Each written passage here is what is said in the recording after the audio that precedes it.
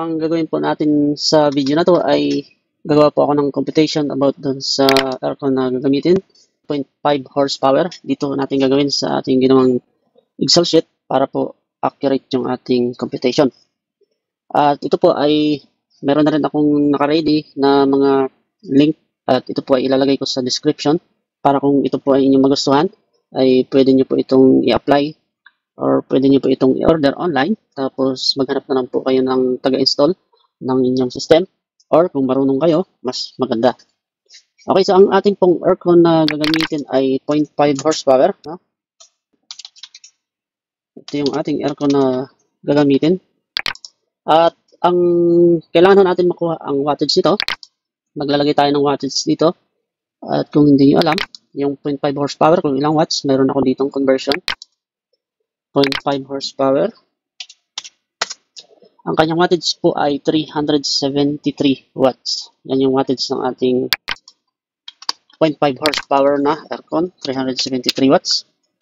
Dito po, malalaman nyo po kasi meron akong option na ilalagay, apat po na option ito sa usage hours natin. So, ito na, meron na tayong 373 watts na wattage ng ating 0.5 horsepower na aircon.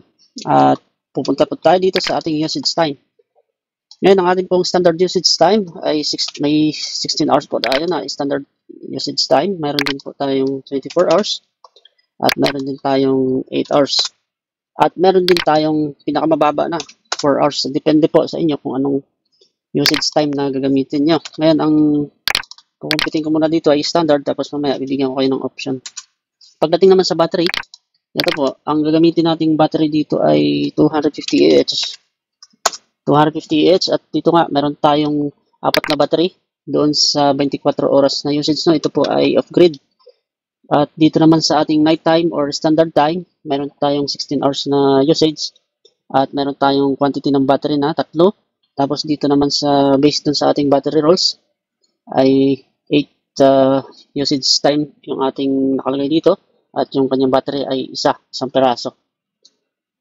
Okay, so doon naman sa 4 hours. Okay, so sa 4 hours, isang peraso din. Kaya naman dito sa ating 8 hours, ang gagawin ko dito, 2 battery. Kasi kung isa lang, baka mabitin, no? Kung isa lang, tingnan natin doon sa battery life. Yung isang battery na 250 Ah at 12 volts pala. At 250 yung kanyang capacity. Ayan, 3,000 watts lang yung kanyang pinaka wattage. Samantalang yung energy consumption niya is 2,984. Hindi pa kasama dito yung dip of discharge. Hindi pa kasi pag in-apply natin yung dip of discharge diyan, sureball hindi aabot siya ng 8 hours. Subukan natin doon sa battery life. Tingnan natin yung ating battery na yan. 12 volts tapos capacity niya 250. At ang ating overall total power, ito na yung ating pinaka nominal power load. Sabihin natin 300 watts na lang. 300 watts. Ayan, 7 hours. Pwede na rin, pero iba pa rin yung sobra, no? Kaya gagawin natin dalawa. Pag dalawa na yan, yung capacity niya magiging 500. Ayan, 14 hours na siya. So, okay, ang ating pong option ay yan. Tapos, ang next ay ganito. Kukunin natin yung kung ilang panel yan. Punta natin yung panel, no? Ang kukumpitin ko dyan sa pagkuha ng panel ay itong ating standard time. Get panel quantity. Ilang panel kaya yun? Lalagay ko dito yung standard monthly energy consumption na 179. Bibilisan ko na lang to para hindi na tayo magtagal. 179.04. Tapos, yung fixed sun hours sa ating area, gagawin ko lang 6 hours. Tapos, multiply natin sa 30 days. Tapos, ang panel na gagamitin natin dito ay 590 watts. So, meron tayong dalawang panel na minimum number ng panel. Ito po ay minimum. Pwede yung dagdagan to ng marami. Tapos, ang wattage na kung titingnan natin, dalawang panel, no? Dalawa. 2 panels. Tapos, yung ampere niya, gagamitin natin yung 13. Ito po ay may 52 VOC. Rated watts 590. Bifacial glass po itong ating panel na to. Tapos, ang window R6. 5,664 watts yung kanyang generation charge a day. Tingnan natin dito. Ayan, 5,968 against doon sa ating 5,664. Yan yung pinaka-minimum na panel. Balik tayo dun sa ating device list. Ayan po siya. Actually, pwede pa kayong gumamit dito ng iba pa kung may gusto kayong i-add. At tingnan natin yung pinaka-summary natin, no? Summary. Ito na, pinaglalagay ko na yung price ng battery natin kasi doon meron tayong option 1, option 2, option 3, option 4. Ayan po. So, dito sa option 1, meron tayong 4 na battery.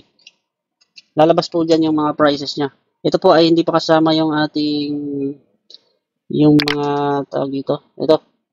Sige, isama ko na rin para isa na lang. At hindi na tayo tumagal. Calculate ko na. Calculate. Ayan. Sasamahan natin ng labor. Pag no labor, okay. Samahan natin ng labor. Yun na, lahat-lahat na. Tapos, 4 na battery. Tapos dito naman sa 16 hours. Yan po ay 3 battery. Tapos dito naman sa 8 hours ay 2 battery. Tapos dito sa 4 hours, no? Ang gagamitin natin dyan, 200 AH lang. Isang battery. Tingnan natin doon sa 4 hours, 200 AH pala yung nilagay ko. Tingnan natin, no? Doon sa ating battery life, kung ilang hours natin nagagamit yan. Ito na yung pinakamatipid talaga.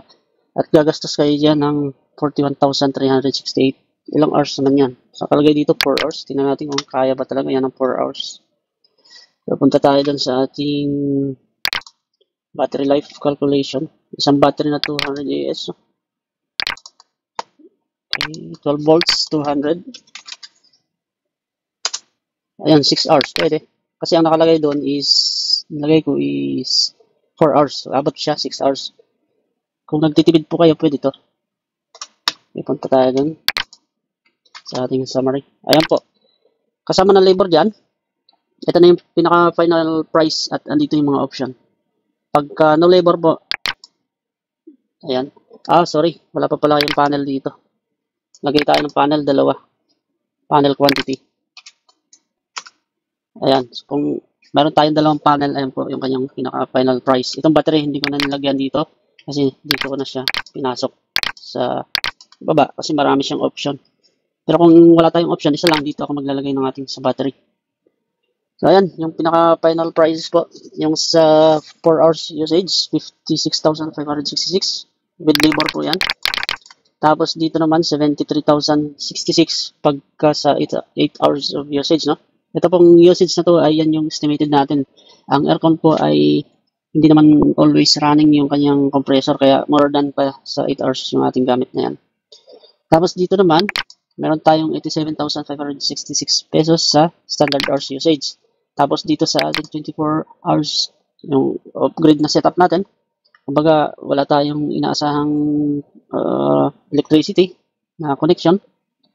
Ayan po yung kanyang price, 102,066. Kasama na po ang labor dyan, no? All in na po, lahat-lahat na po yan. So, kayo na pong bahala, maghanap lang kayo ng installer. Pag wala namang labor, kung marunong kayo mag-install, tanggalin natin yung labor. Kung wala pong labor, ayan, tingnan nyo po. Yung ating 4 hours, bumaba. Ang ating po kasing labor is 10 pesos per watts. No? So, ang ating system is 1.6 kilowatts. Tapos 12 volts. 12 volts lang po yan.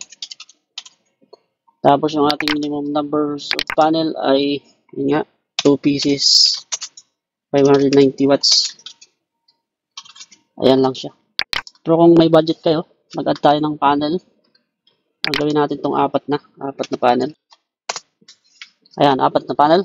At yan yung kanyang price. Pag may labor, ayan po. Kung may budget kayo, yan yung presyo niya.